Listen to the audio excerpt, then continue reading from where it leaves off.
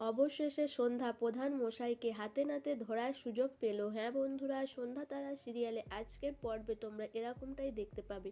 পুরো গল্পটা জানতে হলে প্লিজ লাইক দিয়ে সঙ্গে থেকো। সন্ধ্যা যখন প্রধান মশাইয়ের বিষয়ে ভাবতে চায়, সে তখন কি করবে বুঝতে পারে না। সেই সময় সে বাথরুমে চলে যায়। বাথরুমে গিয়ে গেট লাগিয়ে দেয়, দিয়ে সে শান্তভাবে সবকিছু মনে করার চেষ্টা করে যে ললিতা কি বলেছিল, আর প্রধান মশাইকেই বা এই কথাগুলো বলল কেন। এইসব ভাবতে থাকে। সন্ধ্যা ভাবে যে ললিতা না ললিত, এই নামটা নিয়ে সে গুলিয়ে যায়। তারপর ভাবে যে ওই পাশে তো মেয়ের গলা পেয়েছি, নিশ্চয়ই তাহলে ললিতা হবে। আর ললিতাই বা প্রধান মশাইয়ের সাথে এরকমভাবে কথা বলছিলেন কেন? মনে হচ্ছিল যেন বউ। এইটা তো নয়, তাহলে এরকম করে কেন কথা বলছিল? এরপর সন্ধ্যা ভাবে যে এই অঙ্কন বা কে, অঙ্কনের বই বা কে, আর তারাই বা কে? এইসব বোঝাতে পারে না সন্ধ্যা। সে ভাবতে থাকে এই সব উত্তর পেতে হলে তাহলে যে আজকে অঙ্কনের বউ বাস স্ট্যান্ডে আসবে বলেছে, তাহলে আমাকে সেখানেই যেতে হবে রাত্রে, সবার চোখের আড়ালে। এইসব ভাবতে থাকে সন্ধ্যা। এইদিকে সন্ধ্যা গেট না খোলায় আকাশ অস্থির হয়ে পড়ে। সেই সময় আকাশ ভাবে যে গেট ভেঙেই আমাকে ঘরে ঢুকতে হবে। আকাশ যখন গেটটা ভেঙে ঢুকতে যাবে, সেই সময় সন্ধ্যা বাইরে বেরোনোর জন্য গেট খুলে দেয়।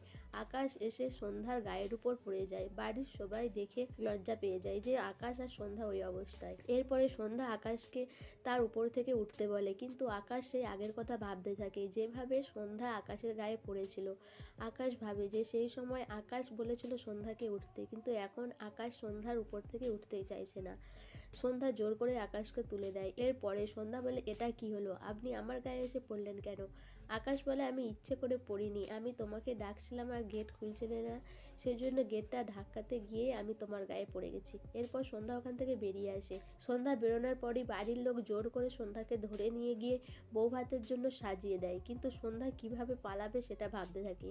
এদিকে প্রধান মশাই ললিতাকে ফোন করে জানতে পারে যে ফোন করেছিল ললিতা। প্রধান মশাই বলে যে ফোনেতে সে কি বলেছে। ললিতা জানায় যে বলেছে তার অঙ্কনের বউ আসছে, আর সেই জন্য প্রধান মশাইকে তারাকে খুঁজতে বারণ করেছে, এইসব বলেছে। তখন প্রধান মশাই ভাবে যে সে নিজে ফোন ধরেছিল ঘুমের ঘরে, সে কি বুঝতে পারেনি? এটা নিয়ে প্রধান মশাই টেনশন করতে থাকে। তারপরে প্রধান মশাই তার ভাই বোনেদের এই কথাটা বলে। বাড়ির সবাই তাকে বলে ঠিক আছে। প্রধান মশাই বলে যে আমাকে আজকে অঙ্কনের বউকে আটকাতেই হবে, বাস স্ট্যান্ডে গিয়ে তাকে বুঝিয়ে ওই বাসেই আবার তার বাপের বাড়ি পাঠিয়ে দিতে হবে। কিন্তু আজকে আমি রাত্রে বাইরে বেরোবো কি করে? আজকে তো বউ ভাত, আর আজকে তো আমাকে সবাই চোখে চোখে রাখবে। তখনই প্রধান মশাইয়ের ভাই বোনেরা বলে যে এত ভিড়ের মধ্যে ঠিক প্রধান মশাইকে বার করে দিবে অঙ্কনের বইয়ের কাছে যাওয়ার জন্য।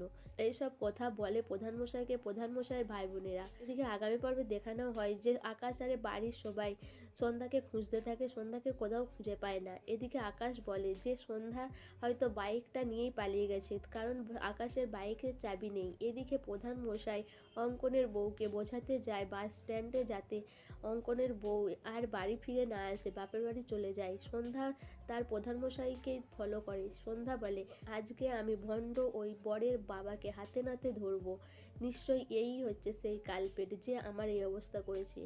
আজকে আমি সব কিছু জেনেই ছাড়বো। বন্ধুরা, সন্ধ্যা কি জানতে পারবে যে প্রধান মশাই তার এই অবস্থার জন্য দায়ী? আর প্রধান মশাই কি মতলবে ওই বাস স্ট্যান্ডে এসেছে সেটাও কি ধরতে পারবে সন্ধ্যা? তোমাদের কি মনে হয় অবশ্যই আমাকে কমেন্ট করে জানাবে। আর আমার ভিডিওটা ভালো লাগলে প্লিজ সাবস্ক্রাইব করে দিও, আর লাইক কমেন্ট শেয়ার করো।